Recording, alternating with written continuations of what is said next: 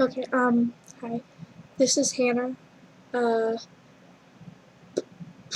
uh, I decided I was gonna read porn because I'm about to reach my 1,100 mark. Yeah, that thing. So, suggested that I read, I don't know, the eel fic. I don't know.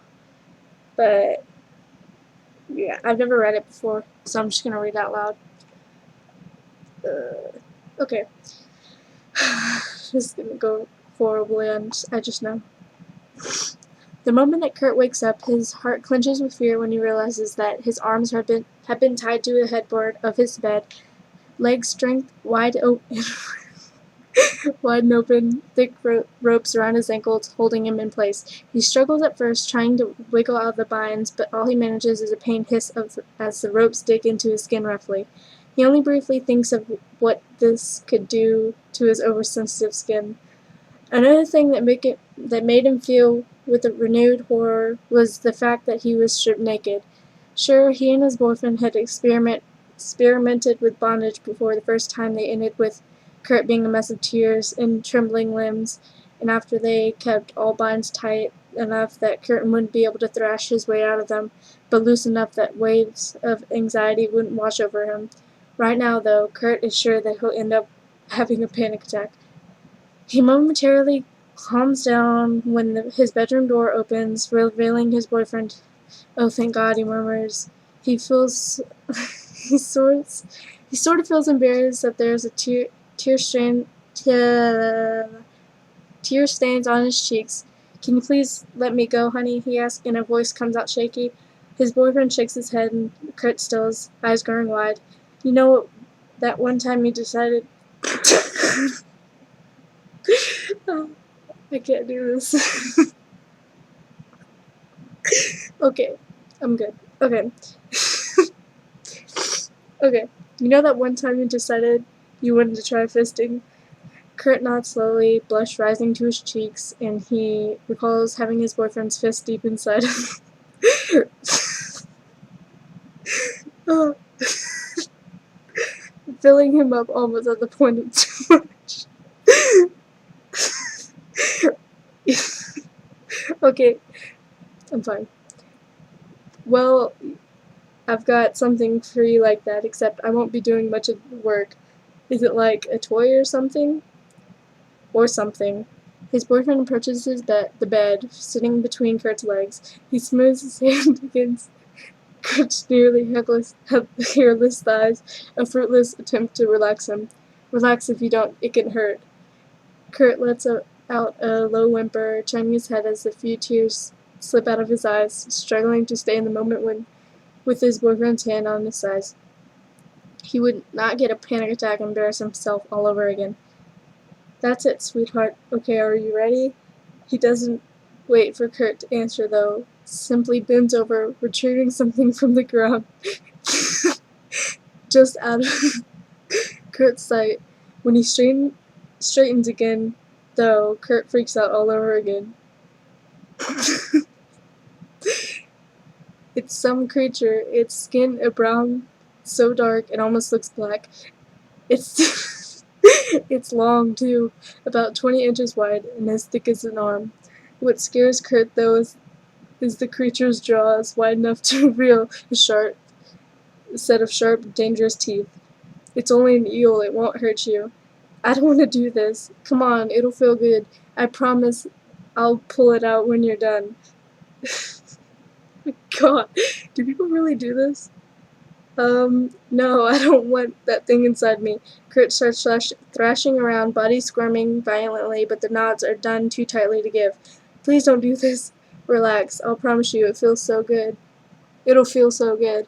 Kurt lets out a weak sob, torso convulsing with shaky breaths and sobs as his hole is worked open by a few lube-slicked fingers before the head of the thing is pushed inside. Kurt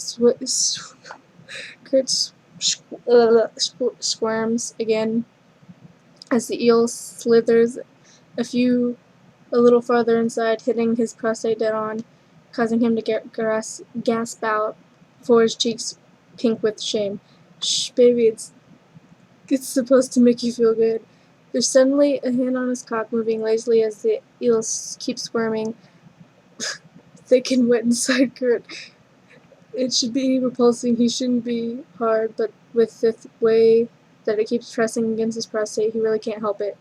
He keeps slithering up to a point that Kurt's wondering how far in could reach, but the train of thought quickly disappears. Heat is pulling low in Kurt's belly, and he doesn't need to look to know that his dick is already leaking pre-cum. He feels overstimulated. This huge thing inside him pressing all this is too funny. Pressing against all the right places with a hand on his cock to make sure he's still hard. He stays hard. He groans a little when his boyfriend abruptly wraps his hand tightly around the base of Kurt's cock, making him whine a little. Please, he mumbles, and he's not sure whether the bucking of his hip is due to the eel moving inside him or if he's just desperate for more. Okay. He catches his boyfriend's smirk, but is too far gone to really feel embarrassed at this point because the eel still suddenly the thickest part of its body having just slid. Oh my god. And Kurt would be trembling violently had it not been for the restraints. Tears are gathering in his eyes, and he pleads it's too much pressure at once, and he's surprised that he hasn't passed out yet. Yeah. The eel starts moving again, making Kurt spill out more moans and gasps, hips still wriggling, feet digging into the mattress in an attempt to find some purchase to shift and ease of the pressure of his prostate. His boyfriend is back to stroking him, other hand pressed out tight in front of his boxers, palming his dick. He comes shortly after that with a loud, nearly hysterical wail, body nearly arching off the bed. When he comes down from this high, though, his face is red, and not from arousal. He turns his head, feeling absolutely ashamed, like a kid who just wet himself in the middle of a slumber party, and squirms a little, tears falling down his face all over again. Please take it out. It comes out as a whispered voice, breaking slightly. Not yet. His boyfriend grunts, and he stops pulling himself, instead touching at Kurt's hole. Still gaping slightly from the eel having just slid through, he pulls back and rifles through the drawer at the bedside before pulling out a ball gag. God. What are you doing? Take it out now, Kurt says, and he knows that he hadn't sounded hysterical before, but he sure does now. You said you take it out. He quiets, though, when the ball gag is shoved into his mouth, strapped tightly around his head. He starts thrashing again, sobbing loudly against the gag in his mouth, voice muffled by the rubber toy. He starts crying all over again, almost desperate, as he feels the eel slithering deep inside him, filling him up in a way that made him want to bend over and retch. It's unpleasant, nearly painful as he stretches his insides, and Kurt nearly gags when he realizes that he can see the eel. Oh my god! That he can see the outline of the eel through the skin of his stomach. Oh my god, I'm about to throw up. His boyfriend must have noticed too, because he starts prodding at the skin there, gently at first, but his touches become firmer, making the eel squirm faster and more frantically inside him.